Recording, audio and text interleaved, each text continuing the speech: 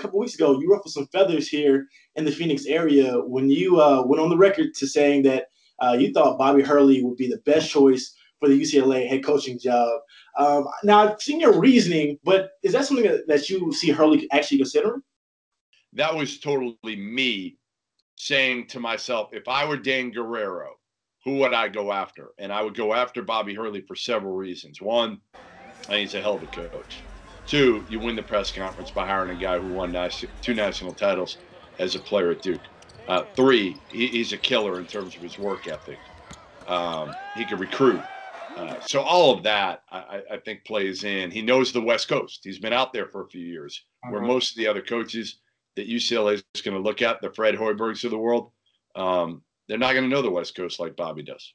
When we caught up in LA, you told me that Luguentz Dort was your favorite player in the nation. Since that time, he's averaged 11.5 points on 29% shooting. Now that he's halfway through his freshman season, what do you make of him now? Well, listen, the one thing I was worried about was the shot. And Bobby told me this in the preseason when I sat down with him. He didn't know how good the perimeter shot was going to be.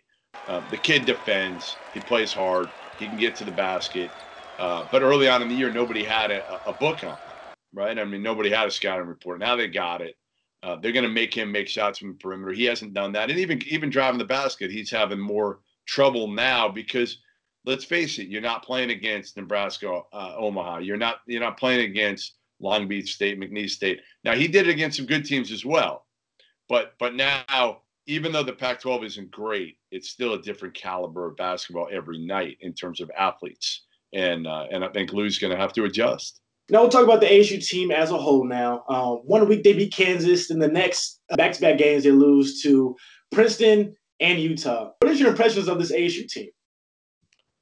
They were really good up until the last week or 10 days. And now it's changed a little bit where I don't quite know what to make of them. I think they'll be fine in the long run.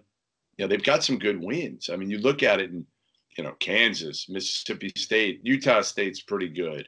Their losses, obviously the last 2 are not pretty, and that's hurt them. But even before that, it's not like the numbers were great, even before the Princeton and Utah losses. So, I think this is a team that missed Rob Edwards early, came back. He didn't make shots. Then he made him for a couple of games. He's been inconsistent. Remy's been inconsistent. Dort's hitting a little bit of a wall now. I think they'll get it together at the right time, and I think they'll finish in the top 2 in the Pac-12 and get in the NCAA tournament. The question is, how high can you go? Because there just aren't a lot of resume wins on the table in the Pac-12.